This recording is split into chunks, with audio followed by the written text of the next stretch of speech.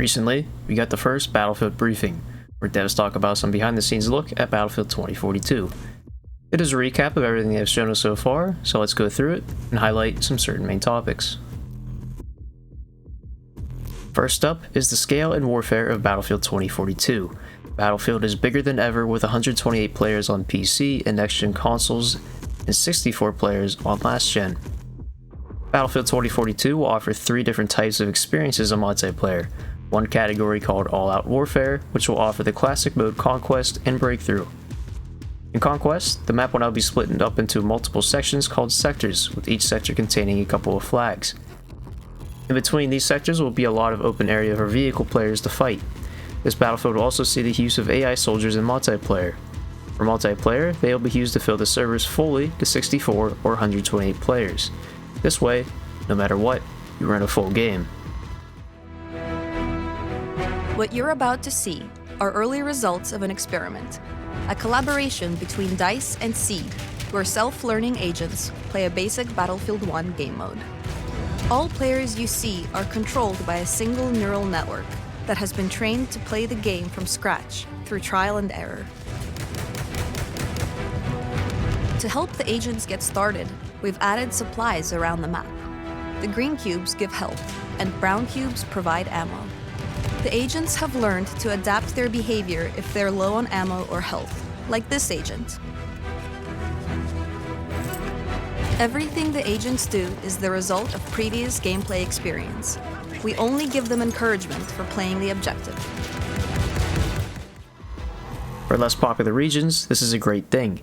Many regions can struggle to get full games, even with just 64 players at certain times, especially later down the line of the game's lifecycle.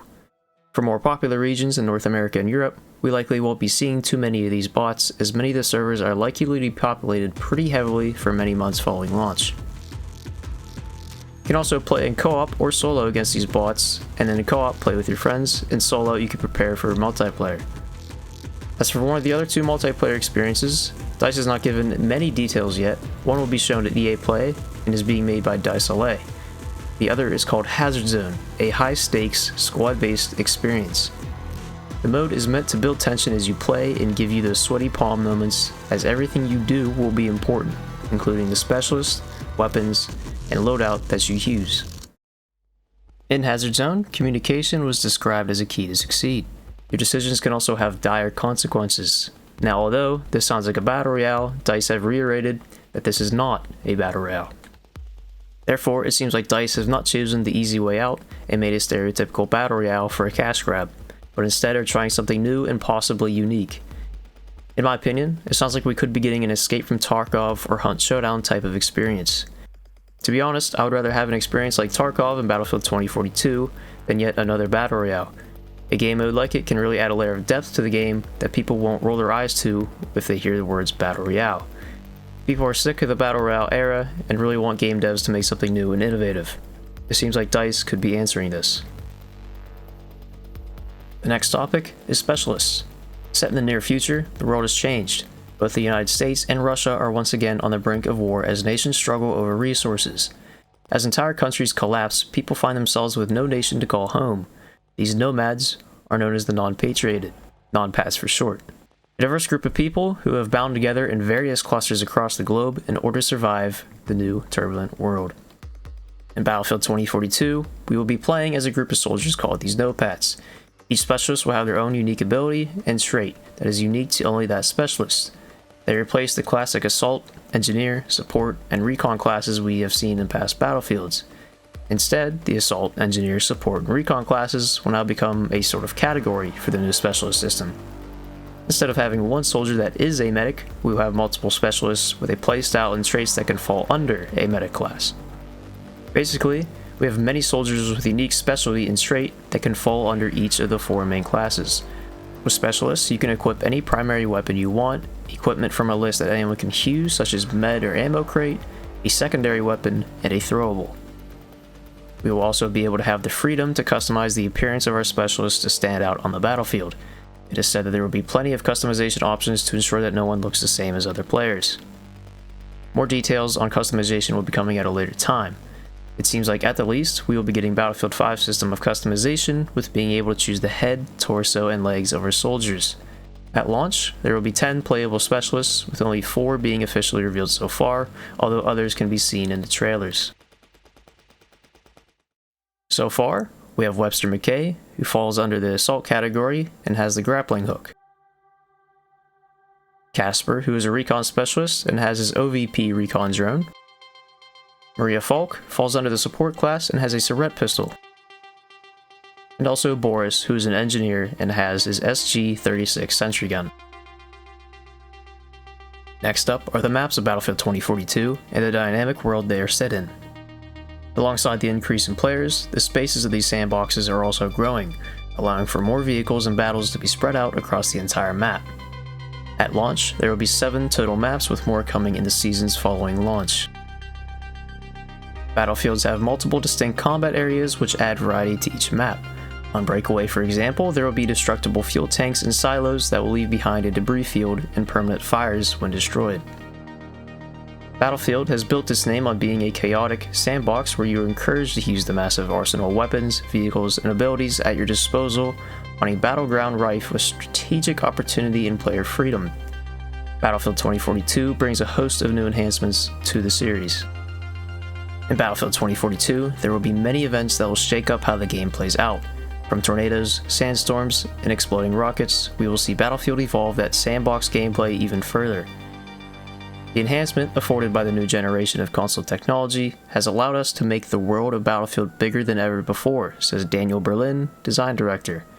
Dynamic events will constantly encourage players to adapt to situations and create those Battlefield moments we've come to know and love from the franchise. Next, DICE talked about the weapons, gadgets, and vehicles we will be using. To succeed on the battlefield, every specialist will need to utilize their entire arsenal, from powerful weapons to useful gadgets and a wide array of vehicles. Battlefield 2042 brings a new layer of player agency to Battlefield, giving you access to the weapon modifications and tools you need at any given moment in a match. No matter where you're at in round, you can equip your weapons in real time with modifications that the situation calls for via the plus menu. Weapons will no longer be tied to any specific soldiers. If you're Webster McKay, an assault specialist, you can use an SMG, assault rifle, LMG, sniper, DMR, anything you want. In terms of gadgets, the classic Battlefield items like med crates, ammo crates, C4, rocket launchers, and many other will be accessible to every operator. This includes the robot doggo, named Ranger. Any specialist will be able to equip Ranger and call him into battle via airdrop. Vehicular gameplay remains an essential part of the Battlefield experience, and with Battlefield 2042, you'll have access to vehicles such as jets, hovercrafts, tanks, troop carriers, armored cars, and the long-awaited return of helicopters. New to Battlefield 2042 is the vehicle call-in system. This allows you to airdrop land vehicles into battle within a certain range of you. Many vehicles can be found around the map, just like in older Battlefields. Lastly, one that many are interested in is the live service. After Battlefield 5, many are not so confident in the ability of DICE to offer a good live service, but it seems it is coming along well so far. In Battlefield 2042, we'll continue our commitment to keep the community together during the live service, says Ryan MacArthur, senior producer in Battlefield 2042.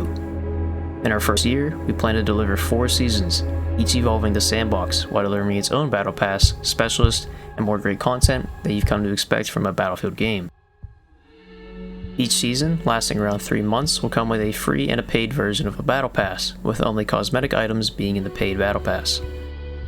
In the first year of Battlefield 2042, there will be 4 seasons, each with a battle pass, 4 new specialists, new locations, and much more. DICE will have more to share on the live service closer to launch. That's all for this Battlefield briefing. DICE will be updating us with new stuff in the coming weeks and months ahead, with the biggest event being at EA Play on July 22nd, where DICE LA's mode will be revealed.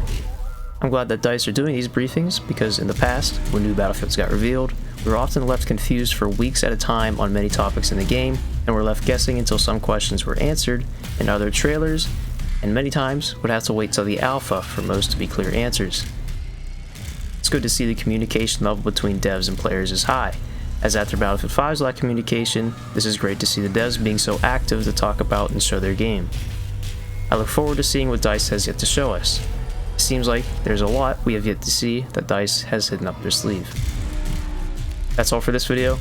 Leave a like if you liked it, dislike if you didn't, and I will see you in the next one.